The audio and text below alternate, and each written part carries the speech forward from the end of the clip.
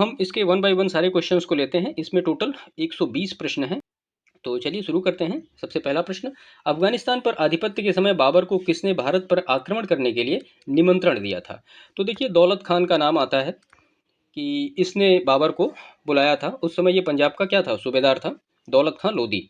और मेवाड़ के शासक राणा सांगा ने भी भारत पर आक्रमण करने के लिए बाबर को आमंत्रित किया था। लेकिन दौलत खां ये सोच रहा था कि ये जो बाबर है तैमूर की तरह आएगा और इंडिया में या दिल्ली पे इब्राहिम लोदी को हराएगा और फिर वापस चला जाएगा। उसके बाद फिर मैं यहाँ का जो राजा या सुल्तान जो भी बनना होगा मैं बनूंगा। और राणा सांगा की भी कुछ सोच ऐसी ही थी लगभग। लेकिन उसके एक ही साल बाद फिर राणा सांगा को खानवा के युद्ध में बाबर ने हराया था। ठीक है, तो यहाँ पे जो सही आंसर होगा वो होगा दौलत खान। प्रश्न नंबर दूसरा है, डेथ इन बनारस पुस्तक के लेखक कौन है? तो ये जोनाथन पेरी, इन्होंने डेथ इन बनारस पुस्तक लिखी थी। इनकी अन्य रचनाएं भी हैं, पैट्रोटिज्म और क्लासेज ऑफ लेबर, उसके बाद है फिर कॉस्ट एंड किनशिप इन कंगारा। ये 3 इनकी बुक्स हैं। प्रश्न संख्या 3 है, अब देखिए, ब्लीचिंग पाउडर को क्या कहते हैं, प्लास्टर ऑफ पेरिस को क्या कहते हैं, वॉशिंग पाउडर को क्या कहते हैं और बेकिंग सोडा को क्या कहते हैं? तो यहाँ पे हम देखते हैं, ब्लीचिंग पाउडर को क्या कहते हैं, कैल्शियम ऑक्सीक्लोराइड। और प्लास्टर ऑफ पेरिस को calcium sulphate hemihydrate, washing soda को सोडियम कार्बोनेट और बेकिंग सोडा को सोडियम बाइकार्बोनेट। बहुत ज़्यादा कन्फ्यूजिंग वाली ये चीज़ें होती हैं, इनको थोड़ा ध्यान से नोट कर लीजिएगा, जिससे बार बार रिवीजन करते रहें और आपको ये चीज़ें याद रहें।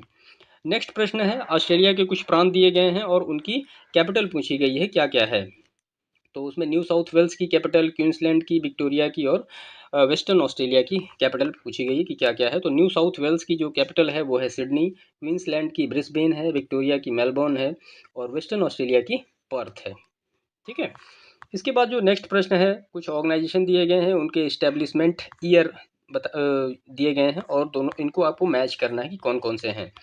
तो यहाँ पे इसमें है ललित कला अकादमी, जिसकी स्थापना हुई 1954 में, संगीत नाटक अकादमी, इसकी स्थापना 1952 में हुई और राष्ट्रीय नाट्य विद्यालय की स्थापना 1959 में हुई और संस्कृति संसाधन और प्रशिक्षण केंद्र की स्थापना 1979 में हुई। ठीक है, इसके बाद प्रश्न संख्या 6 है, निम्नलिखित बाघ अभ्यारण्य टाइगर रिजर्व में से कौन सा मध्य प्रदेश में स्थित नहीं है? तो ये जो अमनगढ़ है, ये अमनगढ़ खाली मध्य प्रदेश में स्थित नहीं, बाकी बांधवगढ़, कान्हा और संजय दुबरी ये सब मध्य प्रदेश में ही स्थित हैं। अमनगढ़ कहाँ पे स्थित है? अमनगढ़ उत्तर प्रदेश के बिजनौर जिले में स्थित है, जिसका कि एरिया 95 वर्ग किलोमीटर है। इसे कार्बेट बाघ अभ्यारण्य के बफर क्षेत्र के रूप में घोषित किया गया है, जबकि बांधवगढ़, कान्हा, संजय दुबरी बाघ अभ्यारण्य कहाँ पे है? ये मध्य प्रदेश में है। नेक्स्ट क्वेश्चन है, निम्नलिखित में से कौन सा कोयला आधारित बिजली संयंत्र उत्तर प्रदेश में स्थित है? अब इसमें डरलीपाली, दादरी, सिंगरौली और विंध्याचल, इसमें से पूछा गया कि कौन से ऐसे हैं जो यूपी में हैं। तो यहाँ पे दादरी और सिंगरौली जो है वो उत्तर प्रदेश में स्थित कोयला आधारित बिजली संयंत्र है। डार्लीपौली उड़ीसा में और विंध्याचल कहाँ पे है? ये मध्य प्रदेश में है। उत्तर प्रदेश में एनटीपीसी कोयला आधारित बिजली संयंत्रों की संख्या कितनी है? 5 है, जो कि सिंगरौली, दादरी, रिहंद, फिरोज गांधी, ऊंचाहार, टांडा। कोयला आधारित एक बिजली संयंत्र मेजा में स्थित है, जो कि संयुक्त क्षेत्र का संयंत्र है। तो यहाँ पे ऑप्शन बी जो होगा ये करेक्ट होगा। 2 और 3 दादरी और सिंगरौली ये जो है ये हैं। ठीक है, बाकी विंध्याचल एमपी में है और जो डार्लीपौली है ये उड़ीसा में है। प्रश्न संख्या 8 है, एनिमल दिए गए हैं, उनके ब्रीड दिए गए हैं, आपको बताना है कि गाय की नस्ल कौन सी है, बकरी की नस्ल कौन सी है, भैंस की नस्ल कौन सी है और भेड़ की नस्ल कौन सी है। तो यहाँ पे हम देखते हैं, गाय की जो नस्ल है उसको देवनी, बकरी की जो नस्ल है वो बर्बरी, भैंस की जो नस्ल है वो भदावरी और गाय की जो नस्ल है वो गिर। नेक्स्ट क्वेश्चन है, पुस्तक दिए गए हैं, उनके लेखक दिए गए हैं कि किसने इसको लिखा है पुस्तक को।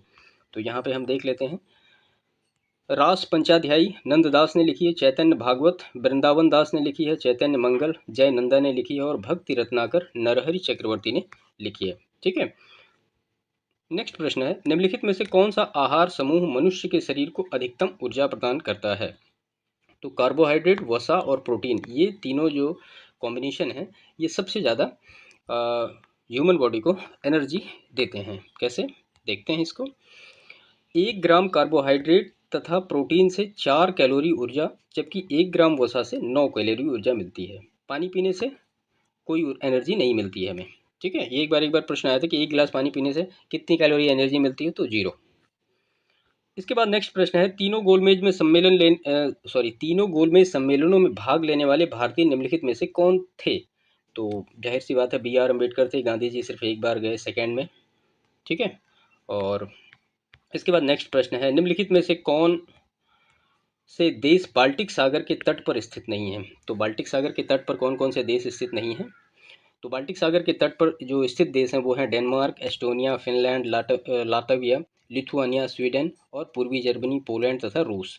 नॉर्वे की सीमा पर बाल्टिक सागर नॉर्वे की सीमा बाल्टिक सागर से नहीं मिल लगती। बाल्टिक सागर अटलांटिक महासागर की एक शाखा है। तो यहाँ पे स्वीडन और नॉर्वे होगा जिसकी सीमाएं नहीं लगती हैं। प्रश्न संख्या 13 हम देखते हैं, निम्नलिखित में से किस राज्य ने भारत कौशल 2021 प्रतियोगिता में सबसे अधिक पदक जीते थे, जिसका परिणाम भारत सरकार द्वारा जनवरी 2022 में घोषित किया गया था? देखिए ये करंट का क्वेश्चन है, हमारे लिए कोई ज़्यादा रिलेवेंस इसका नहीं है, लेकिन फिर भी देख लेते हैं। ओडिशा इसका आंसर होगा। इसके बाद नेक्स्ट प्रश्न है, हम देखते हैं क्वेश्चन नंबर 14, हिमालय में त्रिशूल शिखर के संदर्भ में निम्नलिखित में से कौन सा कथन सही है? तो पहला कथन इसमें दिया गया कि यह उत्तराखंड के बागेश्वर जिले में स्थित है, और दूसरा है यह चोटी 7500 मीटर से भी अधिक ऊंची है। इसका एक्सप्लेनेशन देखते हैं हम कि जो त्रिशूल चोटी है, तो त्रिशूल जो है वो पश्चिमी कुमाऊं की 3 हिमालय चोटी पर्वत चोटियों का समूह है, जिसकी सबसे ऊंची चोटी त्रिशूल फर्स्ट 7120 मीटर है। 3 चोटियों को त्रिशूल फर्स्ट, त्रिशूल सेकंड और त्रिशूल थर्ड का नाम दिया गया है। त्रिशूल समूह नंदा देवी अभ्यारण्य को घेरने वाली चोटियों के वलय के दक्षिण पश्चिम कोने का निर्माण करता है। त्रिशूल शिखर उत्तराखंड के बागेश्वर जिले के समीप स्थित है। तो पहला सही है, बाकी दूसरा गलत है। ठीक है। प्रश्न संख्या 15 है, निम्नलिखित में से कौन एक स्थलीय पारिस्थितिकी तंत्र का उपभाग नहीं है? तो स्थलीय पारिस्थितिकी तंत्र का उपभाग नहीं है तो जाहिर सी बात है सागरी पारिस्थितिकी तंत्र यानी मरीन इकोसिस्टम जो है ये नहीं है। बाकी माउंटेन इकोसिस्टम, लो लैंड इकोसिस्टम और सेमी एरिड इकोसिस्टम ये सारे जो हैं स्थलीय पारिस्थितिकी तंत्र के उदाहरण हैं, देखने से भी लग रहा है। इसके बाद है क्वेश्चन नंबर 16, जनवरी 2022 में घोषित भारत के तीसरे राष्ट्रीय जल पुरस्कार के संदर्भ में निम्नलिखित में से कौन सा कथन सही है? ये करंट का क्वेश्चन है। उत्तर प्रदेश को सर्वश्रेष्ठ राज्य श्रेणी की में विजेता घोषित किया गया, और इसका दूसरा जो स्टेटमेंट है, उत्तर प्रदेश के मुजफ्फरनगर जिले को उत्तरी जोन श्रेणी में सर्वश्रेष्ठ जिला घोषित किया गया। तो इसका जो आंसर सही है वो है सी ऑप्शन यहाँ पे, यानी दोनों ही स्टेटमेंट ये सही हैं। ठीक है।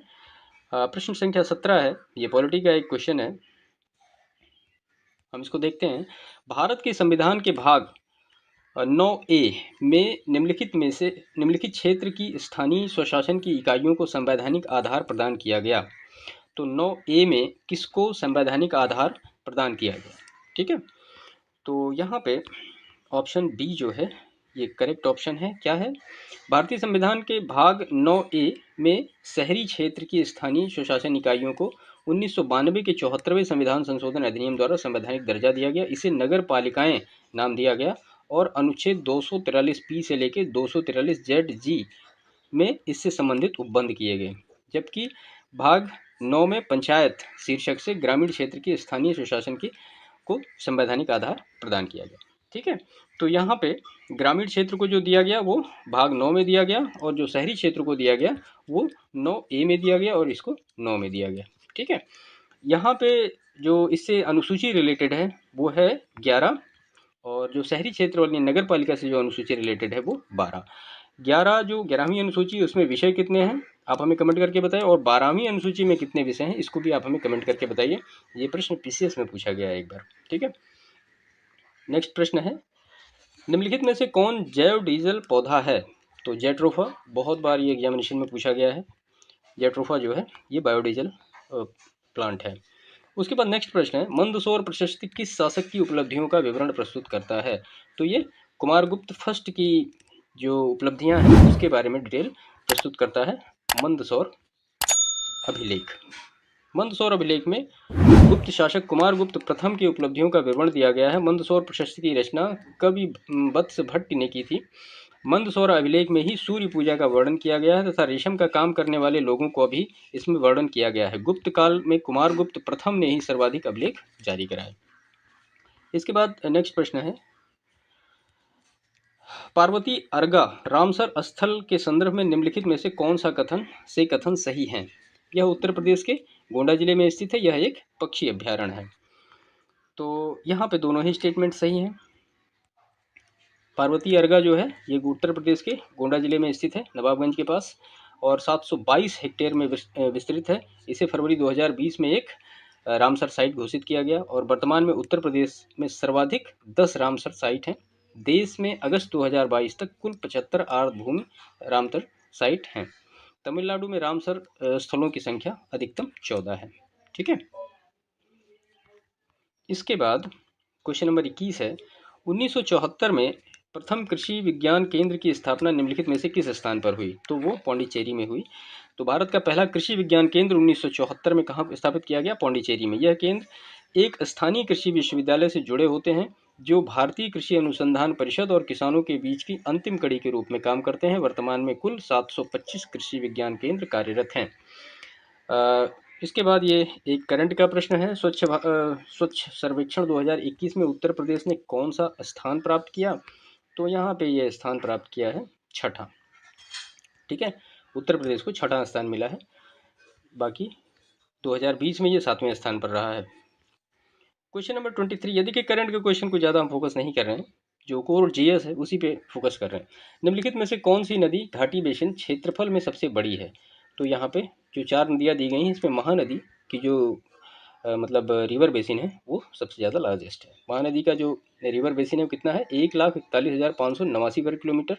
और कावेरी का कितना है? 81,155 वर्ग किलोमीटर। नर्मदा का कितना है? 98,796 वर्ग किलोमीटर। और ताप्ती का जो रिवर बेसिन है वो 65,145 वर्ग किलोमीटर।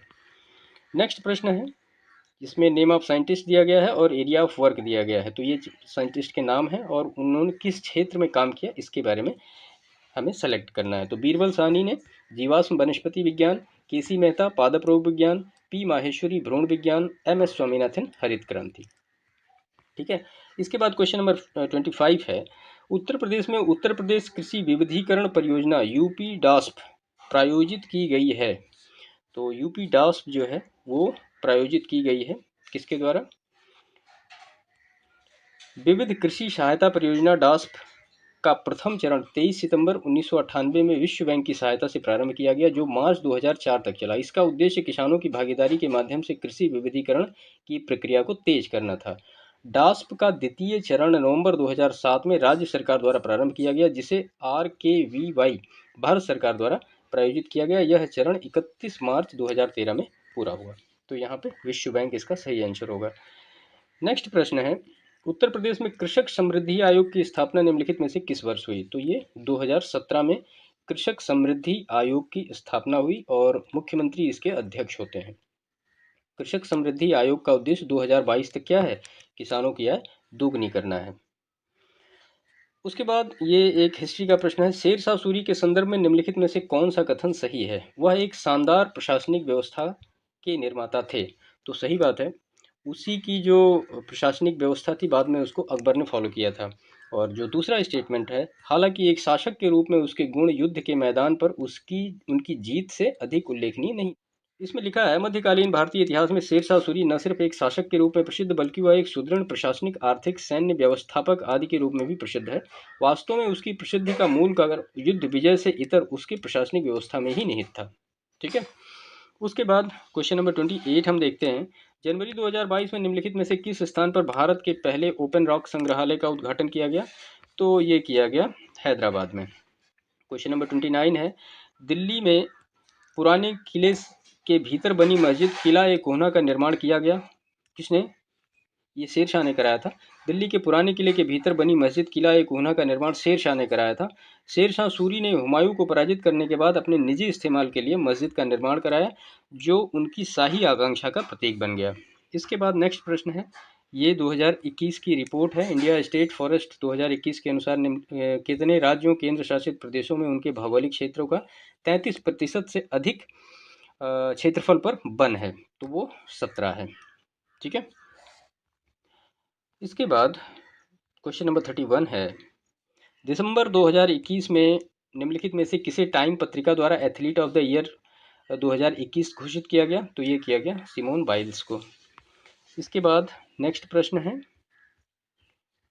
क्वेश्चन नंबर 32, इसमें कुछ ऑर्गेनाइजेशन दिए गए हैं, उनकी टाइमिंग पूछी गई है कि उनकी क्रोनोलॉजी टाइमिंग की क्या होगी, जिसमें कि establishment of NABARD, bank linkage programme to self help group, किसान क्रेडिट कार्ड योजना और इस्टेब्लिशमेंट ऑफ रीजनल रूरल। ठीक है, तो क्षेत्रीय ग्रामीण बैंक की स्थापना 1975 में हुई, नाबार्ड की स्थापना 1982 में हुई, स्वयं सहायता समूह का बैंक लिंकेज कार्यक्रम 92-93 में हुआ और किसान क्रेडिट कार्ड योजना 1998 में हुई। क्वेश्चन नंबर 33 है, ये भी एक करंट का प्रश्न है। जनवरी 2022 में आयोजित भारत के राष्ट्रीय युवा महोत्सव के संदर्भ में निम्नलिखित में से कौन से कथन सही हैं? यह राष्ट्रीय युवा महोत्सव का 20वां संस्करण था। इसका आयोजन पुडुचेरी में किया गया और इसका जो सही आंसर है वो केवल 2 है। इसका आयोजन केवल पुडुचेरी में किया गया, ये ही सही है, बाकी ऊपर वाला गलत है। नेक्स्ट प्रश्न है, भारत सरकार ने protection of plant varieties and farmers rights अधिनियम निम्नलिखित में से किस वर्ष पारित किया? तो वो 2001 में पारित किया।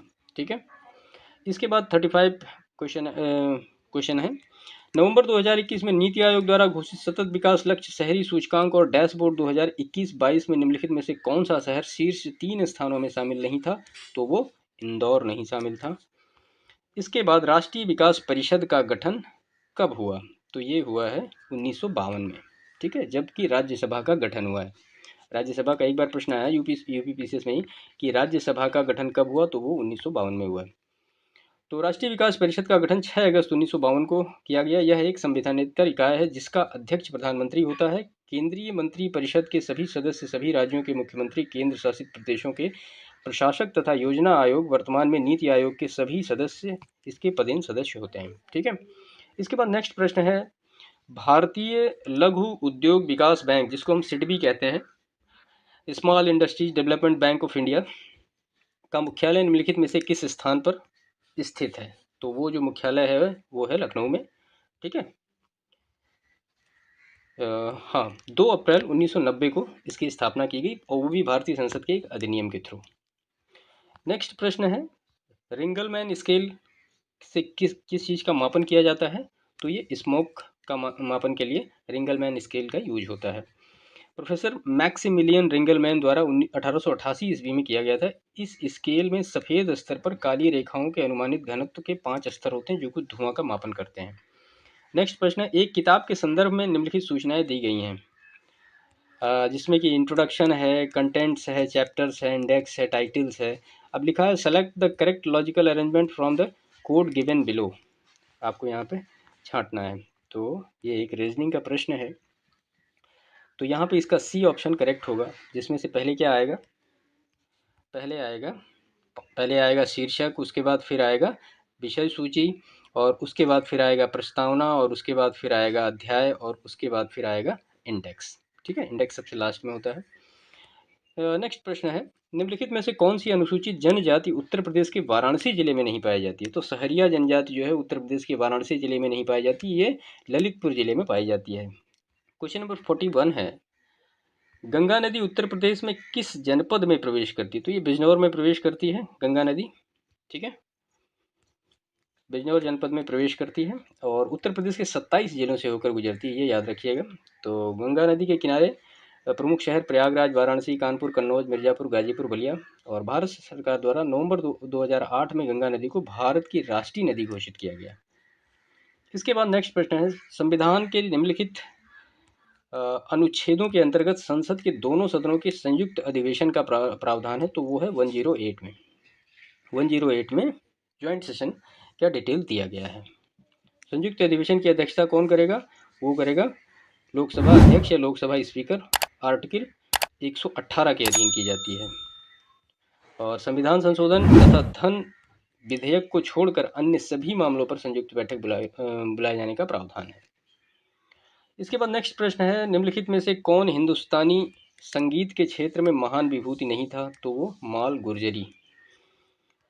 इसके बाद नेक्स्ट प्रश्न है, भारत के संविधान की निम्नलिखित अनुसूची में 3 विधा सूचियों का प्रावधान है? तो ये 7वीं में प्रावधान है, जिसमें कि संघ सूची, राज्य सूची और समवर्ती सूची के बारे में डिटेल किया गया है।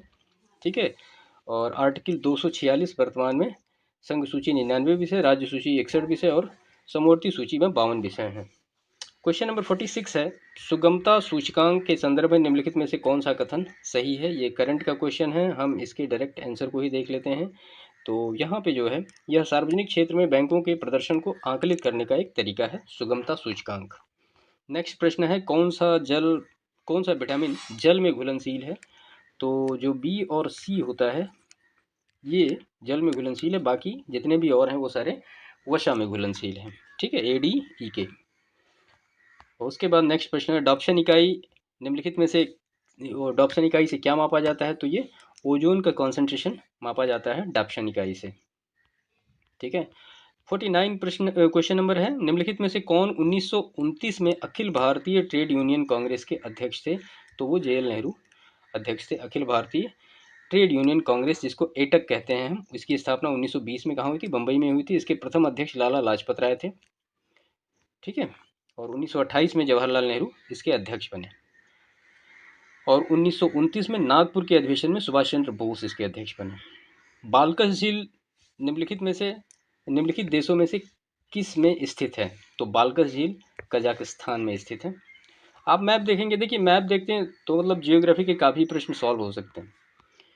अगर मैप नहीं देखेंगे तो फिर ये याद करना, और फिर याद कितना करेंगे आप, है ना। नेक्स्ट है, निम्नलिखित महापाषाणिक स्थलों को भौगोलिक दृष्टि से पश्चिम से पूर्व की क्रम में व्यवस्थित करना है आपको, यानी पश्चिम से पूर्व दिशा में आप इसको व्यवस्थित करिए। तो यहाँ पे इसका जो आंसर होगा सही वो होगा सी। क्या क्या होगा हम देखते हैं। तो पश्चिम से पूर्व के क्रम में महदहा उत्तर प्रदेश के प्रतापगढ़, लेखैया उत्तर प्रदेश के मिर्ज़ापुर, पैसरा बिहार और वीरभानपुर कहाँ है, ये पश्चिम बंगाल में है।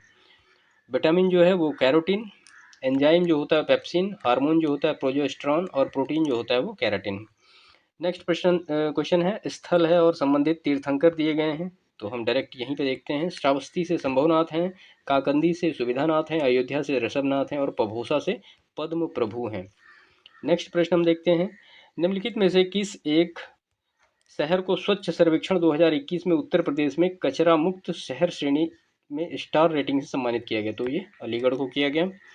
इसके बाद फिर इसमें आपको मिसिंग नंबर निकालने हैं, एक रीजनिंग का प्रश्न है, तो आप इसको देख लीजिए, अपने हिसाब से इसको बेहतर करिएगा। ठीक है, इसका एक्सप्लेनेशन भी यहाँ पे दिया गया है। तो ये है। इसके बाद फिर क्वेश्चन नंबर 56 है, 1809 में राजा राम मोहन राय ने अपनी प्रसिद्ध पुस्तक गिफ्ट टू मोनोथिस्ट निम्नलिखित में से किस भाषा में लिखी। तो वो फारसी भाषा में लिखी 1809 में। देखिए 1815 में आत्मीय सभा और 1828 में ब्रह्म सभा का गठन राजा राम मोहन राय के द्वारा किया गया। राजा राम मोहन राय मतलब एक इम्पोर्टेंट पर्सन है, इनके बारे में डिटेल आपको कभी खैर नेक्स्ट वीडियो में आपको बताएंगे, काफ़ी कुछ है। निम्नलिखित में से कौन एक पादप हार्मोन है। तो वो साइटोकाइनिन जो है एक पादप हार्मोन है। अन्य पादप हार्मोन कौन कौन से होते हैं, ऑक्सिन, एथिलीन, एब्सिसिक अम्ल, जिबरेलिन्स इत्यादि। साइटोकाइनिन हार्मोन का मुख्य कार्य कोशिका विभाजन को प्रेरित करना, जबकि इंसुलिन, थायरॉक्सिन और एस्ट्रोजन जो है वो मानव हार्मोन्स हैं। नेक्स्ट प्रश्न हम देखते हैं 58, पौधे नाइट्रोजन को किस रूप में ग्रहण करते हैं। तो ये नाइट्रेट के रूप में पौधे ग्रहण करते हैं। पौधे नाइट्रोजन का अवशोषण मुख्यतः नाइट्रेट आयन NO3 के रूप में करते हैं, लेकिन कुछ मात्रा में नाइट्राइट NO2 और अमोनिया NH4+ के रूप में भी लेते हैं। ठीक है, इसके बाद नेक्स्ट प्रश्न है, ये सूची दी गई है, एम्परर हैं और उनसे रिलेटेड दीवान हैं, कौन कौन से हैं। तो अकबर से रिलेटेड जो दीवान थे वो मुजफ्फर खान, जहांगीर से गियास बेग एतमादुद्दौला, शाहजहां से सादुल्ला खान, और औरंगजेब से असद खान। इसके बाद क्वेश्चन नंबर 60 है, कुछ संस्थान दिए गए हैं और उनकी लोकेशन दी गई है कि कहाँ कहाँ पे हैं। तो हम इसको डायरेक्ट यहीं से देखते हैं। इसके बाद हम देखते हैं क्वेश्चन नंबर 61, नवंबर 2021 में इंटरपोल के अध्यक्ष चुने गए अहमद नसर अल रईसी निम्नलिखित में से किस देश से हैं। तो ये संयुक्त अरब अमीरात से है। ये करंट का क्वेश्चन है, तो हम ज़्यादा फोकस इस पर नहीं करते हैं। इसके बाद है प्रश्न संख्या 62, निम्नलिखित में से कौन सी फसल मूल्य नियंत्रण हेतु भारत सरकार के मूल्य स्थिरीकरण कोष के अंतर्गत संरक्षित है। तो देखिए ये जो संरक्षित है ये है पोटैटो, आलू की फसल मूल्य नियंत्रण हेतु भारत सरकार के मूल्य स्थिरीकरण कोष के अंतर्गत संरक्षित है। इसके बारे में थोड़ी सी और डिटेल देखते हैं हम यहाँ पे क्या क्या है।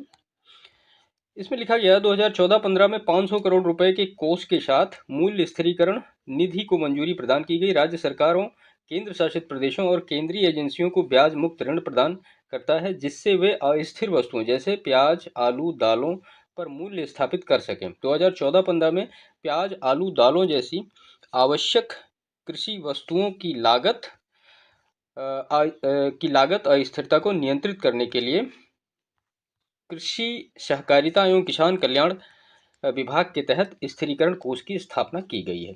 ठीक है, तो इससे क्या होगा, इससे सीधे किसान संगठनों के फॉर्म गेट मंडी पर खरीदे जाएंगे और उपभोक्ताओं को अधिक से अधिक किफायती मूल्य पर उपलब्ध कराए जाएंगे। इसके बाद जो है प्रश्न नंबर 63 है, निम्नलिखित संदर्भ में कौन से कथन सही है। इसमें पहला जो दिया गया है, इसमें दिया गया है यह व्यवसाय का क्षेत्र है जो विनियम की सुविधा के लिए सभी बाधाओं को दूर करने में सहायता करता है। और दूसरा है यह उपभोक्ताओं तक उत्पादों को वितरित करने के कारकों से संबंधित है। हम इसका एक्सप्लेनेशन यहाँ पर देखते हैं क्या लिखा है। इसमें लिखा गया है, वाणिज्य के संदर्भ में कथन 1 और 2 दोनों सही हैं। यह व्यवसाय के क्षेत्र हैं जो विनियम की सुविधा के लिए सभी बाधाओं को दूर करने में सहायता करता है। यह उपभोक्ताओं तक उत्पादों को वितरित करने से संबंधित है। वाणिज्य के अंतर्गत किसी आर्थिक महत्व की वस्तु जैसे सामान, सेवा, सूचना या धन का 2 या 2 से अधिक व्यक्तियों या संस्थाओं के बीच सौदा किया जाता है। धन प्राप्त करने के उद्देश्य से किया गया कार्य क्या कहलाता है, वाणिज्य कहलाता है। ठीक है, नेक्स्ट क्वेश्चन है, ये करंट का क्वेश्चन है। संयुक्त राष्ट्र की महासभा ने वर्ष 2023 को किसके अंतर्राष्ट्रीय वर्ष के रूप में घोषित किया, तो ये मिलेट क्रॉप्स के रूप में घोषित किया है 2023 को। इसके बाद नेक्स्ट प्रश्न है, निम्नलिखित में से कौन सा वृक्ष भूमध्य सागरीय वनों में नहीं पाया जाता है। तो देखिए आप सिंपल सा यहाँ पे सागौन या सागवान है जो कि इंडिया में पाए जाते हैं और इंडिया में भूमध्य सागरीय वन नहीं पाए जाते हैं। ठीक है, तो इसका मतलब यहाँ पे इसका आंसर होगा सागवान। अब सागवान कहाँ कहाँ पाए जाते हैं, जहाँ 100 से 200 सेंटीमीटर तक वर्षा होती है और ये पतझड़ होते हैं, मतलब अपनी जो पत्तियाँ होते हैं ये गिराते रहते हैं और फिर से नई पत्तियाँ लेते रहते हैं। ठीक है, इसके बारे में डिटेल हम देखते हैं। तो ये वन गर्मी के प्रारंभ में अपनी पत्तियां गिरा देते हैं, इसलिए इन्हें पतझड़ या मानसूनी वन भी कहते हैं। ये वृक्ष अधिक लंबे सघन नहीं होते हैं। इन वनों में साल है, सागवान, शीशम, चंदन इत्यादि प्रकार के वृक्ष पाए जाते हैं। इस प्रकार के वनों का विस्तार हिमालय के गिरिपद, मध्य प्रदेश, छत्तीसगढ़ आदि राज्यों में है। संपूर्ण सागौन क्षेत्र का 50% तक हिस्सा कहाँ पाया जाता है, तो वो मध्य प्रदेश में पाया जाता है। इसके बाद नेक्स्ट प्रश्न है, निम्नलिखित में से कौन सा मैंग्रोव क्षेत्र गोदावरी नदी के डेल्टा पर स्थित है, तो वो है कोरिंगा। कोरिंगा मैंग्रोव क्षेत्र गोदावरी नदी के डेल्टा पर स्थित है। यह भारत के सुंदरबन के बाद दूसरा सबसे बड़ा मैंग्रोव क्षेत्र है। ये पॉइंट इंपॉर्टेंट है। ठीक है, उल्लेखनीय है कि मैंग्रोव या अनूप वन ऐसे क्षेत्र होते हैं जो खारी पानी या अर्ध खारे पानी में विकसित होते हैं। यह साधारणतया समुद्र के किनारे उगते हैं। इसके अंतर्गत राइजोफेरा प्रजाति के वृक्षों का विकास होता है।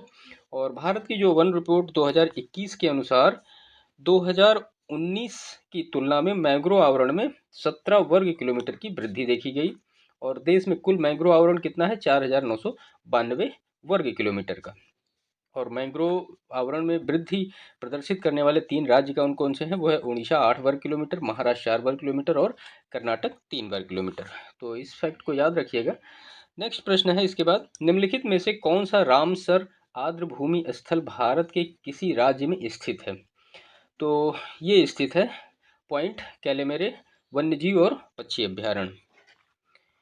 इसमें से ये लिखा गया है यहाँ पे, भारत के लुप्त प्राय और स्थानिक प्रजाति ब्लैक बग मृग के संरक्षण के लिए 1967 में पॉइंट कैलिमरे वन्यजीव और पक्षी अभ्यारण्य बनाया गया था। यह अभ्यारण्य तमिलनाडु के नागपट्टिनम जिले में स्थित है। वर्ष 2002 में इसे रामसर आर्द्रभूमि में शामिल कर लिया गया। आर्द्रभूमि में ग्रेट वेदारण्यम, दलदल, यूथेपेट, मैंग्रोव व पंचांडिकुलम आर्द्रभूमि का भी एक हिस्सा शामिल है। पूर्व में बंगाल की खाड़ी और दक्षिण में पाक जलडमरू के मध्य घिरा हुआ है। इसका कुल क्षेत्रफल कितना है, 21.47 वर्ग किलोमीटर। इसके बाद जो नेक्स्ट प्रश्न है,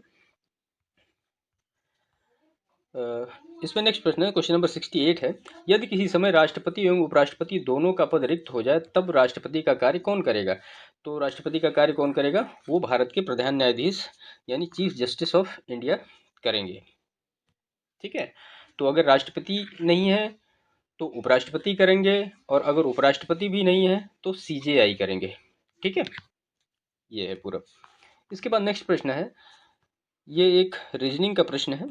वर्ष 2020 का प्रथम दिन बुधवार था, वर्ष 2021 का अंतिम दिन क्या होगा? तो ये बी होगा। इसको इस तरह से लीप ईयर है और यहाँ पे इस तरह से इसको हम करते हैं। क्वेश्चन नंबर 70 है, निम्नलिखित घटनाओं पर विचार कीजिए तथा उनको काल क्रमानुसार व्यवस्थित कीजिए। प्रोजेक्ट हाथी, जैव विविधता अधिनियम, वन जीव संरक्षण अधिनियम, प्रोजेक्ट टाइगर। अब देखिए, इससे रिलेटेड प्रीलिम्स में एक क्वेश्चन था कि कैसे कैसे उनको सेटअप किया जाना है। ठीक है, तो यहाँ भी आपसे टाइमिंग पूछी गई कि कब कब कैसे कैसे है। तो इसीलिए कहता हूँ कि मतलब जो क्वेश्चंस आए हैं वो बहुत ही ज़्यादा इंपॉर्टेंट है नेक्स्ट आने वाले एग्जामिनेशन के लिए, तो उनको ध्यान से पढ़ते रहिए। वन्य जीव संरक्षण अधिनियम 1972 में, प्रोजेक्ट टाइगर 1973 में, प्रोजेक्ट हाथी 1992 में और जैव विविधता अधिनियम 2002 में। इसको नोट करिएगा। इसके बाद नेक्स्ट प्रश्न है, निम्नलिखित में से कौन से देश मध्य पूर्व का हिस्सा नहीं है? तो मध्य पूर्व के हिस्से कौन कौन से देश नहीं हैं? अब ये हम देख लेते हैं कि मध्य पूर्व देश में कौन कौन शामिल है। ठीक है, तो यहाँ पे जॉर्डन है, इजराइल है, Iraq, Iran, Lebanon, Yemen, Qatar, Syria, तुर्की, कुवैत, ओमान, सऊदी अरब, फलस्तीन और संयुक्त अरब अमीरात और साइप्रस है। तो यहाँ पे लगभग सारे ही उत्तर मिल रहे थे। इसके बाद नेक्स्ट प्रश्न है, इसको मैप से देखेंगे आप तो मध्य पूर्व वाला तो क्लियर होगा अच्छी तरीके से। पाकिस्तान में ग्वादर बंदरगाह निम्नलिखित में से किस प्रांत में स्थित है? तो वो बलूचिस्तान प्रांत में स्थित है।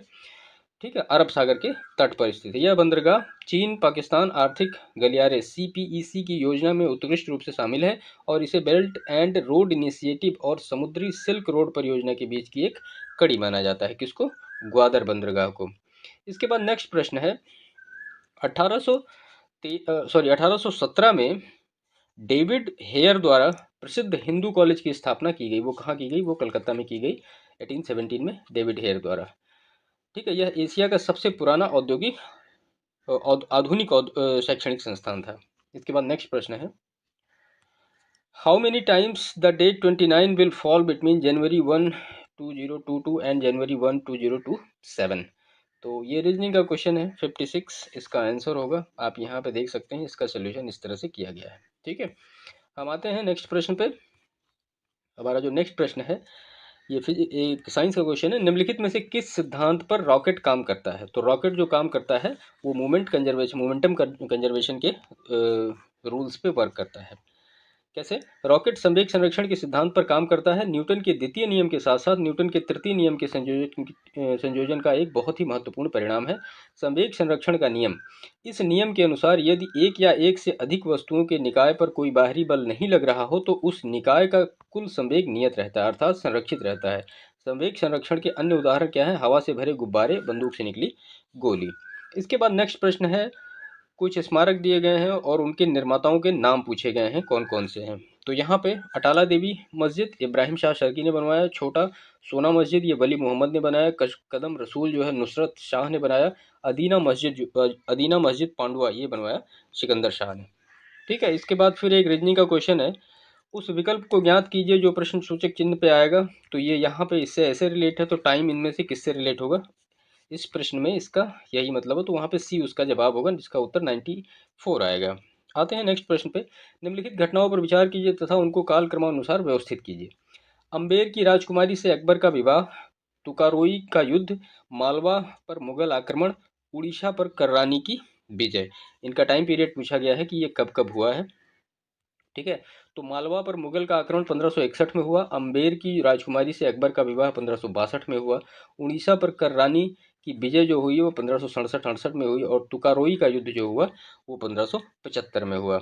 इसके बाद नेक्स्ट प्रश्न है, aspirational district programme ADP NITI Aayog ने कब शुरू किया है? तो वो शुरू किया जनवरी 2018 में शुरू किया, जिसको माकांक्षी जिला प्रोग्राम कहते हैं। ठीक है, इसके बाद हमारा नेक्स्ट प्रश्न है, इसमें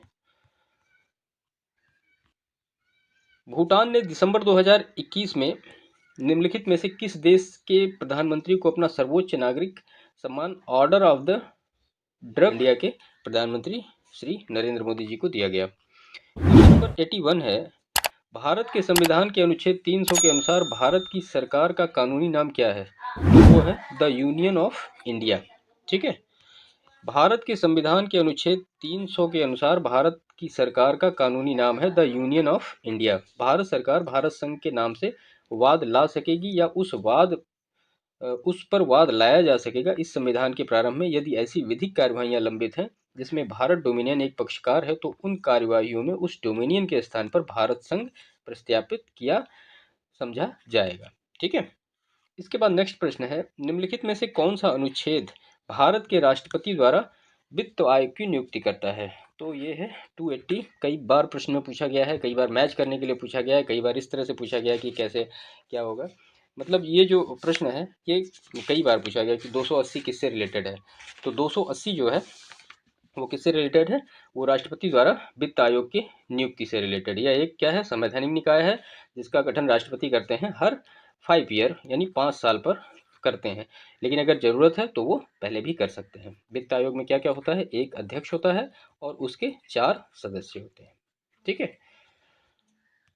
इसके बाद नेक्स्ट प्रश्न है, भारत की संसद को कानून निर्माण की शक्ति निम्नलिखित के लिए प्राप्त है। तो कानून निर्माण की शक्ति किसके लिए प्राप्त है? भारत का संघ के लिए, भारत का प्रदेश उप प्रदेश डोमिनियन के लिए और विश्व में कहीं भी रहने वाले भारतीय नागरिक एवं उनकी संपत्ति के लिए। तो यहाँ पे जो सही चीज़ें होंगी वो होगा ऑप्शन नंबर डी। हम इसका एक्सप्रेशन देखते हैं। भारत की संसद की भारतीय संघ तथा भारत के प्रदेश उप प्रदेश डोमिनियन के लिए कानून निर्माण की शक्ति प्राप्त है। संसद का प्राथमिक कार्य देश के संचालन के लिए विधियां बनाना है। इसके पास संघ सूची विषयों पर तथा अवशिष्ट विषयों पर विधि बनाने का विशिष्ट अधिकार है। यदि 2 या 2 से अधिक राज्यों के मध्य किसी विषय पर विवाद होता है तो संसद समवर्ती सूची के विषयों पर विधि बना सकती है। अर्थात इस स्थिति में संसद की विधि राज्य विधानमंडल पर प्रभावी होगी। हमने पिछले क्वेश्चन में इसको डिस्कस किया है कि ये कौन से आर्टिकल में आएगा, आप हमें कमेंट करके बताइए। विश्व में कहीं भी घूमने वाले भारतीय नागरिक एवं उनकी संपत्ति के लिए संसद कानून का निर्माण कर सकती है। ठीक है। तो यहाँ पे 1, 2 और 3 तीनों होगा। वो भारत का संघ के लिए, भारत का प्रदेश उप प्रदेश के लिए और विश्व में कहीं भी रहने वाले भारतीय नागरिक और उनकी संपत्ति के लिए कानून बना सकती है। ये कुछ प्रश्न है। निम्नलिखित में से कौन सा शहर स्वच्छ सर्वेक्षण 2021 में 1 लाख से अधिक जनसंख्या शीर्ष 3 सबसे स्वच्छ शहरों में शामिल नहीं था? तो वो तिरुपति शामिल नहीं था। ठीक है। इसके बाद नेक्स्ट प्रश्न हम देखते हैं, अफ्रीका में विक्टोरिया झील के संदर्भ में निम्नलिखित में से कौन सा कथन सही है? तो विक्टोरिया झील अफ्रीका महाद्वीप की क्या है? वो सबसे बड़ी झील है, आप जानते हैं, तथा यह दुनिया की सबसे बड़ी उष्णकटिबंधीय झील भी है। आप जानते हैं वो जो इक्वेटर है विषुवत रेखा के पास पड़ती है, इसलिए वहाँ की वो उष्णकटिबंधीय झील है। यह झील अफ्रीका महाद्वीप के तीनों देशों, कौन कौन से 3 देश हैं? वो है केनिया, याद रखिएगा, केनिया, तंजानिया और युगांडा में विस्तृत है। इसका प्रसार क्षेत्र जो है वो बुरुंडी, रवांडा के भी कुछ क्षेत्र तक विकसित है। ठीक है। तो यहाँ पे इसका ऑप्शन होगा ऑप्शन नंबर बी, केवल 2। यह 4 से नहीं या 3 से, सॉरी, यह झील 4 देशों से घिरी है। तो बल्कि ये 4 देशों से नहीं घिरी है। देखिए कौन कौन से मैंने बताया आपको, बुरुंडी है, रवांडा है और युगांडा, तंजानिया, केन्या। तो ये 5 देशों से घिरी हो गई, तो ये यहाँ पे गलत हो गया, 4 है। ठीक है। और यह अफ्रीका भ्रंश घाटी पर स्थित है। तो अफ्रीका में एक भ्रंश घाटी है जो वहाँ पे वो स्थित है। आप मैप देखेंगे तो आपको क्लियर होगा। तो ऑप्शन 2 जो है इसका क्लियर है। इसके बाद नेक्स्ट प्रश्न है क्वेश्चन नंबर 86। ये एक रीजनिंग का प्रश्न है। लड़कों की एक पंक्ति में सोहन पीछे से 9वें स्थान पर है, रमेश आगे से 8वें स्थान पर है, रोहित उन दोनों के बीच में है। पंक्ति में खड़े लड़कों की न्यूनतम संख्या क्या हो सकती है? तो वो 10 हो सकती है। आप इसको निकाल सकते हैं, इसमें मुझे कुछ बताना नहीं है आपको। इसके बाद नेक्स्ट प्रश्न है, व्यापार के संदर्भ में निम्नलिखित कथनों में से कौन सा सही है? इसमें जो पहला दिया गया है, यह मांग और आपूर्ति दोनों का प्रतिनिधित्व करता है और दूसरा यह केवल मांग पक्ष से संबंधित है। ठीक है। तो सामान्यतः व्यापार से आशय वस्तुओं के क्रय विक्रय से होता है, यानी वस्तु जो होती है उनको क्रय विक्रय करना, उसी को हम व्यापार कहते हैं। व्यापार मांग और आपूर्ति दोनों का प्रतिनिधित्व करता है तथा यह मांग और आपूर्ति दोनों पक्ष से संबंधित है। तो यह केवल एक मांग पक्ष से संबंधित है नहीं, क्योंकि भाई व्यापार तभी होगा ना कि जब मैं किसी चीज़ को कोई बेचना चाहूँ कुछ और दूसरा वाला कोई कुछ खरीदना चाहे, तभी तो व्यापार हुआ। तो मांग पक्ष से संबंधित नहीं, तो इसलिए ऑप्शन 2 यहाँ पे गलत हो जाएगा। ऑप्शन 1 जो होगा वो सही होगा। ठीक है। इसके बाद नेक्स्ट प्रश्न है, एंटीबायोटिक्स अधिकांशतः प्राप्त होते हैं। तो एंटीबायोटिक्स जो होते हैं वो किससे प्राप्त होते हैं? वो बैक्टीरिया से प्राप्त होते हैं। इसीलिए जो बैक्टीरियल कोई इन्फेक्शन बॉडी में होती है तो उसके लिए एंटीबायोटिक्स दी जाती है। ठीक है। इसकी खोज की थी अलेक्जेंडर फ्लेमिंग ने पहली बार प्राकृतिक एंटीबायोटिक्स पेनिसिलिन की खोज की थी? ये पूछा गया है कभी कभार। इसके बाद नेक्स्ट प्रश्न है, निम्नलिखित में से पूछा गया कि कौन सा सुमेलित नहीं है? तो मक्का जो है वो नर मंजरी, ये सही है। मूंगफली जो है खूंटी बनाना, एक बार प्रश्न पूछा गया है कि खूंटी किस फसल में बनाते हैं? काबुल काबुल का जो चना होता है वो किल्ले निकालना, ये नहीं होता है इसमें। तंबाकू जो होता है वो शीर्ष कर्तन होता है। ठीक है, काबुली चने में किल्ले नहीं निकलते, इसमें किल्ले नहीं निकलते हैं। किल्ले निकलने वाले फसल कौन कौन से हैं? जैसे कि हमारा वीट है, राइस है, और मतलब कॉर्न है, मक्का है, जौ है, ये हैं जो किल्ले निकलते हैं। इसके बाद नेक्स्ट प्रश्न है, निम्नलिखित में से कौन सा देश जनवरी 2022 को प्रशांत महासागर में शुरू हुए युद्धाभ्यास सी ड्रैगन 2022 में शामिल नहीं था? तो उसमें फिलीपींस नहीं शामिल था, भारत, जापान और कोरिया शामिल थे। इसके बाद नेक्स्ट प्रश्न है, हाँ, नेक्स्ट प्रश्न, निम्नलिखित में से कौन स्वाधीनता पूर्व भारत का राष्ट्रवादी कवि नहीं था? तो इसमें जो नहीं थे वो शिव कुमार बटालवी, ये नहीं थे। तो इनकी प्रमुख रचनाएं देख लेते हैं। आरती है, लाजवंती है, लूना है और अलविदा है।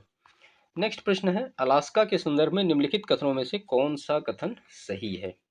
यह संयुक्त राज्य अमेरिका का तेल उत्पादक राज्य है। दूसरा है, इसे 1867 में खरीदा था। तो अलास्का जो है क्षेत्रफल के आधार पर अमेरिका का सबसे बड़ा राज्य है। अगर यूएसए का कोई सबसे बड़ा राज्य है तो वो है अलास्का। इसका मतलब यह यूएसए का एक पार्ट है। यहाँ पे तेल उत्पादन, प्राकृतिक गैस, मछली पकड़ना यहाँ का प्रमुख व्यवसाय है। अमेरिका ने इसे 1867 में रूसियों से खरीदा था। कितने में? $7.2 मिलियन, करोड़ में खरीदा था।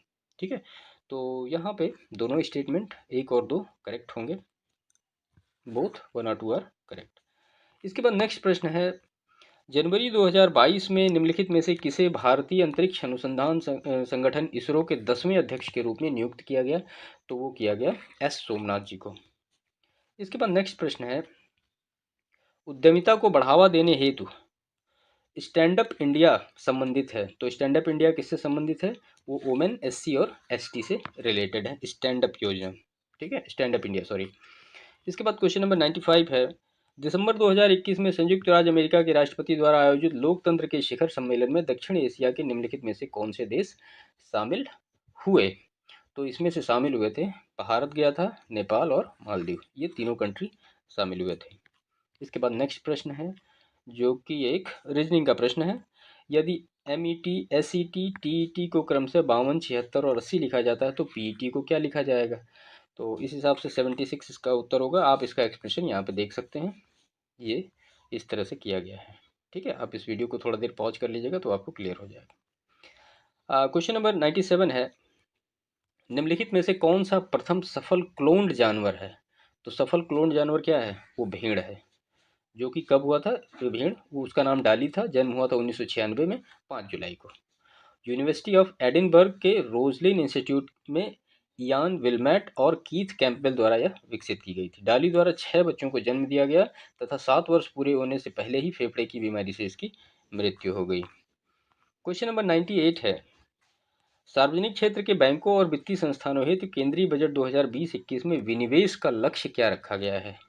तो जो विनिवेश का लक्ष्य रखा गया है वो 2.10 लाख करोड़ रुपए रखा गया, जो कि यहाँ पे कोई नहीं मिला, तो ऑप्शन डी इसका करेक्ट ऑप्शन होगा, करेक्ट आंसर होगा। नेक्स्ट प्रश्न है, केंद्रीय औषधि एवं निम्नलिखित में से किस स्थान पर स्थित है?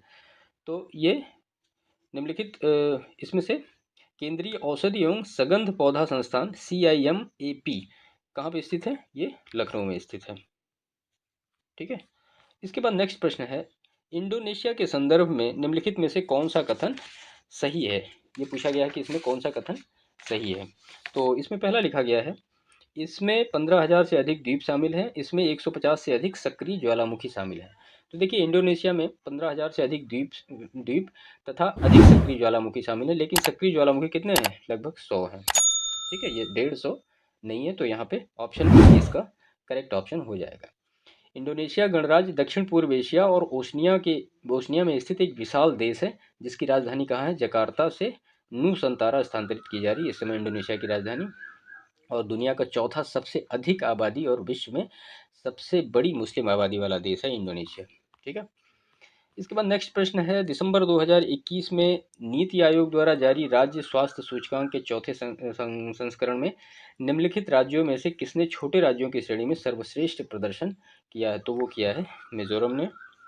इसके बाद नेक्स्ट प्रश्न है, हल्दी भूमिगत तने का उदाहरण है जिसे कहते हैं, तो उसे क्या कहते हैं? उसे राइजोम कहते हैं। हल्दी के राइजोम यानी प्रकंद को भोजन में प्रयोग किया जाता है। यह एक प्रकार का भूमिगत तना है। इसका प्राकृतिक एंटीबायोटिक्स व एंटीसेप्टिक के रूप में जैसे कटने व सूजन व दर्द निवारक के रूप में प्रयोग किया जाता है। उल्लेखनीय कि हल्दी जिजीबेसी कुल का पौधा है जिसका वानस्पतिक नाम क्या है? करकुमा लौंगा। इसके बाद नेक्स्ट प्रश्न हम देखते हैं, कोलेस्ट्रॉल निम्नलिखित में से क्या है? तो कोलेस्ट्रॉल क्या है? एक स्टेरॉयड है। शरीर को सुचारू रूप से कार्य करने के लिए लीवर द्वारा उत्पन्न किया जाता है। यह मोम जैसा चिकना पदार्थ होता है जो ब्लड प्लाज्मा द्वारा शरीर के विभिन्न हिस्सों में पहुंचता है। कोलेस्ट्रॉल अच्छे स्वास्थ्य के लिए महत्वपूर्ण होता है और कोशिका वृद्धि, ऊतक हार्मोन, विटामिन डी और पित्त अम्ल बनने के लिए आवश्यक होता है। ठीक है, लेकिन इसका स्तर अधिक होने पर खून की नालियों में जमने लगता है जिससे वो सक्रिय हो जाती हैं तथा हार्ट अटैक और स्ट्रोक रोग का खतरा बढ़ जाता है। तो फिर वो बैड कोलेस्ट्रॉल हो जाते हैं और गुड कोलेस्ट्रॉल हो जाते हैं। ये दो कोलेस्ट्रॉल होते हैं इनके टाइप। नेक्स्ट प्रश्न है, भारत में राष्ट्रीय उद्यानों एवं वन्य जीव अभ्यारण्यों के संदर्भ में निम्नलिखित में से कौन सा कथन सही है? जिसमें पहला है, राष्ट्रीय उद्यानों की सबसे अधिक संख्या मध्य प्रदेश में है। तो राष्ट्रीय उद्यानों की सही बात है, मध्य प्रदेश में सबसे ज़्यादा संख्या है, यहाँ पे लगभग 12 राष्ट्रीय उद्यान है। और दूसरा स्टेटमेंट है, वन्य जीव अभ्यारण्यों की सबसे अधिक संख्या अंडमान निकोबार द्वीप समूह में है। तो ये भी सही है, यहाँ पे लगभग 96 वन्य जीव अभ्यारण्य है। तो दोनों स्टेटमेंट यहाँ पे करेक्ट होंगे। इसके बाद नेक्स्ट प्रश्न है, खान मंत्रालय की 2020-21 की वार्षिक रिपोर्ट के अनुसार निम्नलिखित में से कौन से दो राज्य भारत में बॉक्साइट के प्रमुख उत्पादक राज्य रहे हैं? तो यहाँ पे जो दो राज्य रहे हैं, एक तो उड़ीसा रहा है और एक रहा है आपका गुजरात। ठीक है, यहाँ पे देखते हैं। खान मंत्रालय की 2020-21 की वार्षिक रिपोर्ट के अनुसार बॉक्साइट के प्रमुख उत्पादक राज्य उड़ीसा व गुजरात रहे हैं। तो ऑप्शन सी जो होगा वहाँ पे करेक्ट हो जाएगा। उड़ीसा का कालाहांडी तथा कोरापुट जिला बॉक्साइट का प्रमुख उत्पादक क्षेत्र है। उल्लेखनीय है कि बॉक्साइट एल्युमिनियम का अयस्क है। यह सफ़ेद, गुलाबी और लाल रंग का हो सकता है। इसके बाद नेक्स्ट प्रश्न है, ऊर्जा क्षेत्र पर ब्याज भुगतान भार कम करने के लिए भारत सरकार ने कौन सी योजना प्रारंभ की है? तो वो योजना है उदय स्कीम। ठीक है। उसके बाद नेक्स्ट प्रश्न एक ये रीजनिंग का प्रश्न है जो कि आपको यहाँ पे क्या आएगा इसको बताना है। तो इसको आप देख लीजिए, यहाँ पे ऑप्शन 10 इसका सही होगा। इसके बाद नेक्स्ट प्रश्न है, पॉलीथीन बनाने में निम्नलिखित में से किस गैस का उपयोग होता है? तो एथिलीन का होता है। एथिलीन का फॉर्मूला होता है C2H4 का। उच्च ताप एवं उच्च दाब पर बहुलकीकरण के द्वारा इसे प्राप्त किया जाता है। इसका उपयोग पैकिंग व थैलियों के ऊपर का आवरण बनाने में किया जाता है। नेक्स्ट प्रश्न है, भारत के संविधान के अनुसार केंद्र की कार्यपालिका शक्ति निम्नलिखित में निहित है। तो केंद्र की जो कार्यपालिका शक्ति है वो कहाँ पे निहित है? वो राष्ट्रपति में निहित है।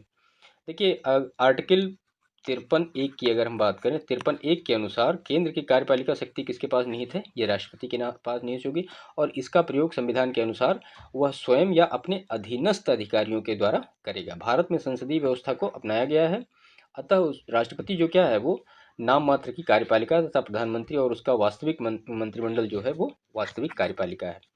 ये संविधान के भाग 5 में अनुच्छेद 52 से लेकर 78 तक के दिए गए हैं।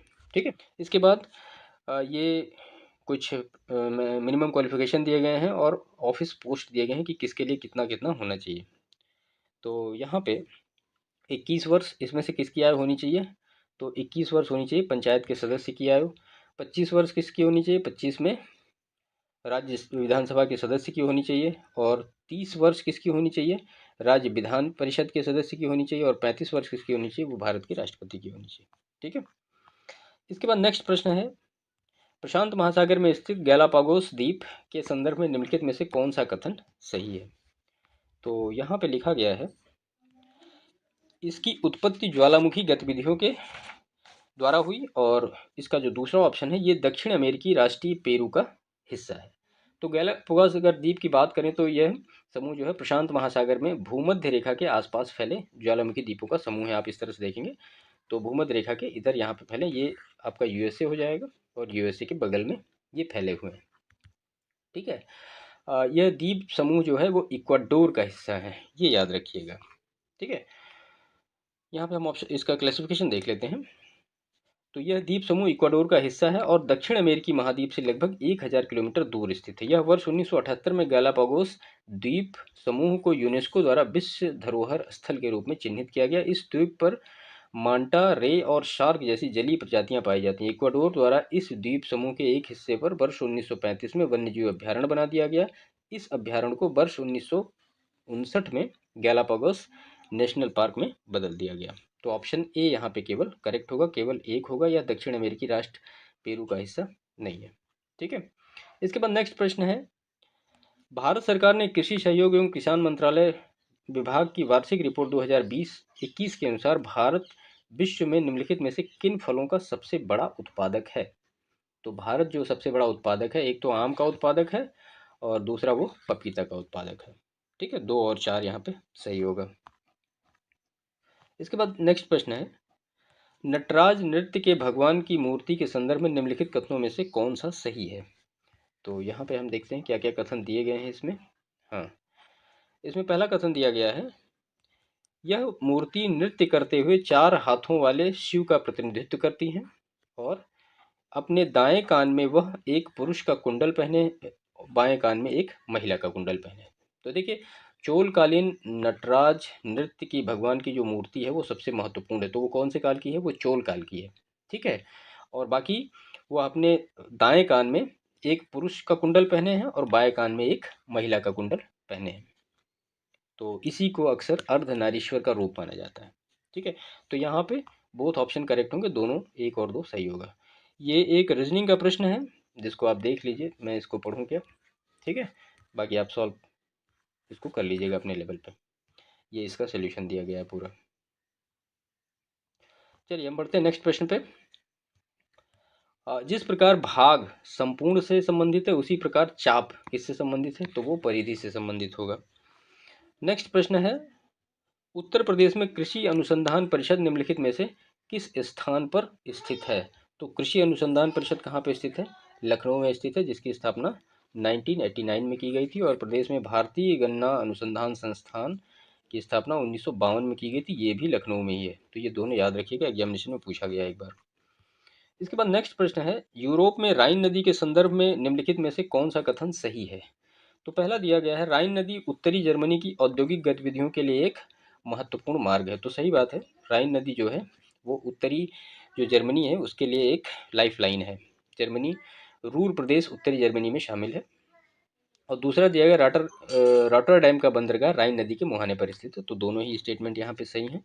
ऑप्शन सी इसका करेक्ट ऑप्शन हो जाएगा। इसके बाद नेक्स्ट प्रश्न हम देखते हैं, भारतीय अंतर्राष्ट्रीय व्यापार मेला 2021 के संदर्भ में निम्नलिखित में से कौन सा कथन सही है। पहला है, इसका आयोजन नवंबर 2021 में जयपुर राजस्थान में किया गया था।